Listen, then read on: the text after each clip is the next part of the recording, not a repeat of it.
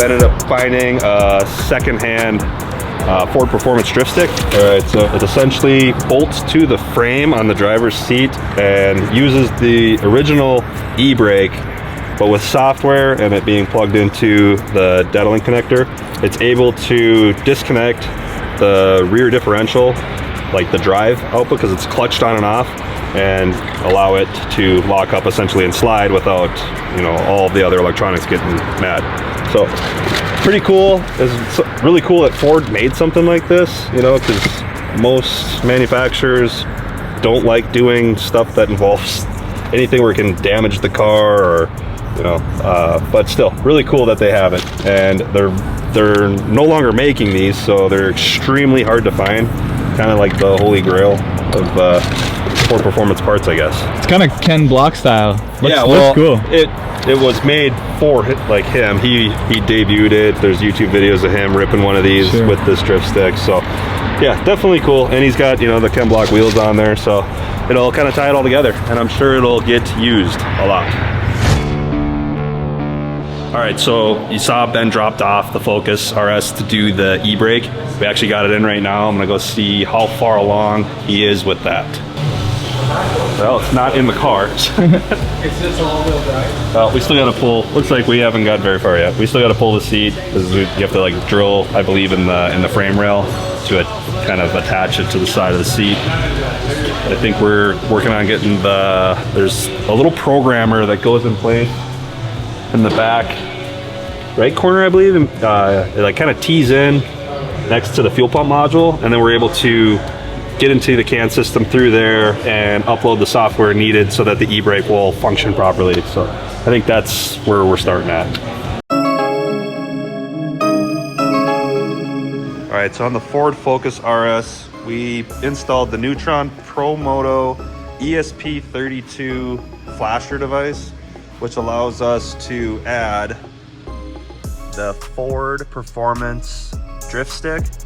Unfortunately, if you install the drift stick on another vehicle, it gets mated to that VIN and is no longer able to be installed unless you kind of backdoor program it through a flasher device. So Patrick installed it. It goes in line in between the fuel pump module and the driver rear corner of the vehicle here, you've got the fuel pump control module. I'm not going to take off the trim here. And then you have essentially a little inline dongle, which includes an extra OBD2 connector. And the main device connects just between the fuel pump module and the rest of the vehicle's wiring. This bypasses a layer of security for the CAN bus, essentially. So it's just kind of hanging out back here. And you can use that, can you actually like check faults with that and just kind of like regular OBD2 functions? Okay. Kind of neat, gives you like another. Get a little bit ticked off because you're not technically going in the gateway. So essentially the whole purpose of that is just to be able to like tap into the CAN system and upload software, do that. So exactly. Very cool. But once it's installed, it's there. But it has a couple of other neat features which we're gonna show in here. Okay, so pretty cool. Little drift stick. Drift stick itself just bolts to the OEM handbrake lever, and you basically got a module with a couple of micro switches and a sweet billet handle. There's like a little linkage rod to keep this from moving.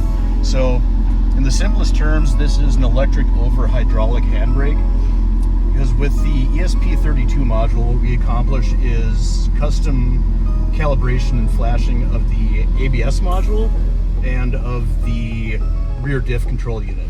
So when you pull this, it sends a signal that commands the ABS to lock the rear wheels and open up the center diff, so that you obviously don't stall at the drivetrain, as opposed to just ripping the handbrake where it's cable actuated, and that kind of sucks. It's not sufficient for sick drifts. Yeah, and it's probably going to damage the differential doing that, or the clutch, or the clutch for the rear diff. So if you install the ESP32 and reflash the ABS, but you don't have the drift stick, it'll still give you ABS drift, but it's just basing it on the switches that are already present for the mechanical handbrake. So you'd hold in the button, pull it up a little bit, does the same thing. Anyways, the rest of what we did basically involves around jailbreaking Sync 3, which was kind of a convoluted process, but what you get is RS Dash. So this gives you performance readouts, live data from the vehicle. You can. That's launch control there and drift. Okay. Yeah. Yeah. Go ahead. So there are a couple different screens. You just hit the Neutron logo. We've got PTU temp, air fuel, rear diff unit, engine temp. This will show you the temperature and the torque split of the clutches in the rear. LC is launch control. Drift Fury just sets everything up for drift mode. Now you go to the second screen. So do you have to, once you hit Drift Fury, do you have to hold the traction control button like you normally would? I haven't tried it out. Oh, okay. Not yet. So the second screen just is how you want the vehicle to, what modes you want it in when you start it up. So that's automatic start stop. You have ESP Sport, and just basically, this doesn't really override anything. It just starts up in the configuration you want, and you still switch through the modes as normal. And then there's just an additional settings menu for what you want your units in and torque. So on the first screen, you can go from RDU to TPMS, go back to the main one, and then you've got your tire pressures. Awesome. But being that this is a Focus RS, just in my opinion, the rear diff unit temps are probably a little more critical because you have a TPM light anyways. Right. So if we go over to drift mode here, I think that just starts up in drift mode. Okay. So you're still going to have to, in order for the drift stick to work, you'll have to press and hold the traction control button and let it do its countdown. See, it counts down there, and then but right now, once you get that message, it'll actually activate the drift stick. And one other, it tells you it's ready to go with a single green LED by the base of the drift stick. Pretty cool. It's cool that Neutron Pro Moto has figured out a way to somehow be able to unlock this dash and send all of its information from that little controller back in the trunk through the CAN system up to the dash so that you can, kind of be able to use it that way instead of having to log in through a phone with their Wi-Fi setting, which is still nice to do it that way, but this keeps it where you don't have to mess with your phone and it's just all built in. One other feature, suppose you're going to have like a cob access port or something else that's going to be plugged into OBD for your performance needs, whatever. Hit the Lambda button, it says not alone, so that configures the module to not interfere with another aftermarket device communicating on the bus. Oh, this yeah, is the awesome. only thing installed, so we can go back. And as far as I know, this isn't married to the VIN in the same way that the cob access port is. Like if you buy this new, you get a card or a code basically with like an SVM to get the ABS module and rear diff module software from Ford, and it's single use, and there's no way to obtain the code short of buying this. So it's more like locked to VIN on Ford's end than it is anything to do with the actual hardware, and that's why we use the workaround with the ESP32 device to Right. get the proper coding software. And if you can't find the Ford drift sticks, these things are kind of like the holy grail to source nowadays. Neutron Pro Moto actually does have their version of it, which is much cheaper if you can compared to finding one of these secondhand. But so you can still go about having, it's not quite aluminum, or I believe it's just carbon fiber, but it matches this, so it's still pretty cool. So if that's if this is something that you guys want done to your Ford Focus RS, give us a call. We can kind of put together an estimate for you and get it all installed. There's a quick release with a couple of ball studs. Just pull this. There we go. Okay, so then when you park, Yeah. you can still activate the parking brake like normal if you need, and that's pretty quick to disconnect. Cool. Well, that's that. Like I said, if you guys have any questions or want this done, give us a shout and we can get you pricing and get yours set up just like this one.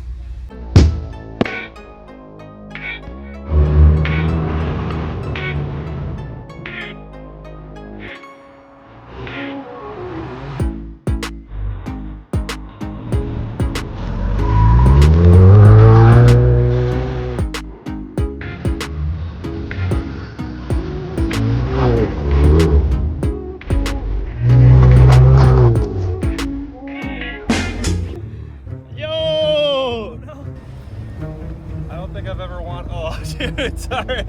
I don't think I've ever wanted a Ford RS as much as I do now. That looks Sorry, like buddy. fun. I kind of. It got me. It's for the video. Kind man. of smoked you. That's what you got to do to get the good shot.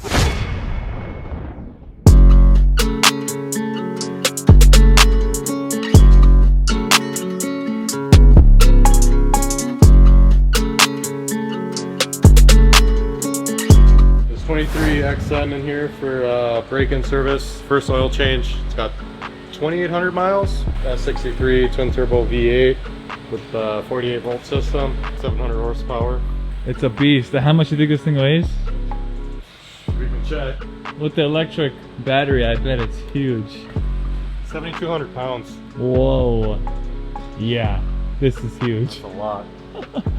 Now let's get this thing in the air and change its oil.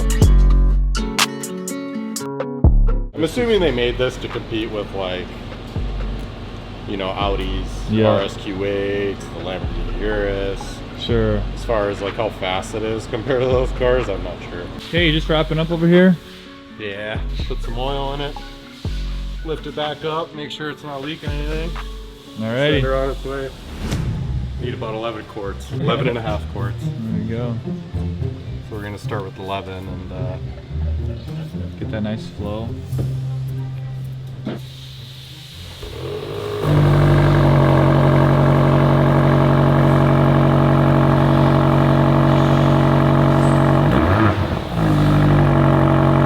This is what it would look like if Exhibit built a Volkswagen Atlas. Two. Back to another episode of Pimp My Ride. I heard you like stars, so we put stars in your cars. all right, that's it for this one. Ben's on his way to come pick it up, so I'm excited to show it to him, and I'm sure he's excited to finally get it to work, because he's had it for a couple weeks now. Okay, so after you put it into drift mode, you still need to press and hold the traction control button, and it does a count up. I think it's about 5 seconds or 5 ticks there. And then it gives you the message saying electronic stability control off, which would mean it's ready to go. It's very addicting. I'll be doing it everywhere I go.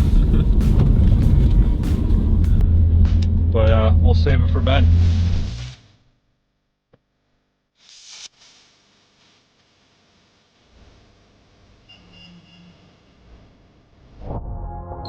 The boys just rolled to pick up the Focus, so let's go show Ben how it works.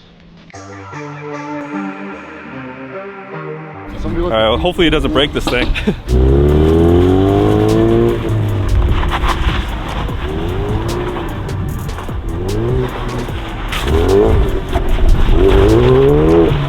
Takes a little bit getting used to, because like I said, it's just this little micro switch. It's not like you're actually yanking an e-brake, so when you're in there, you're kind of like, the first few times you do it, you kind of want to like pull up on it super hard, but you don't need to, obviously, because it's just a little click.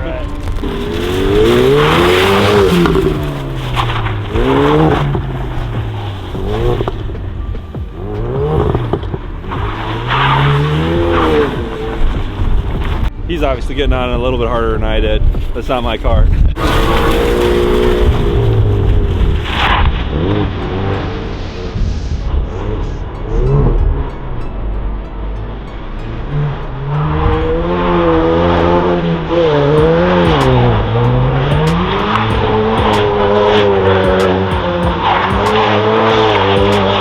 Now he's got it? Yeah, he's got to figure it out.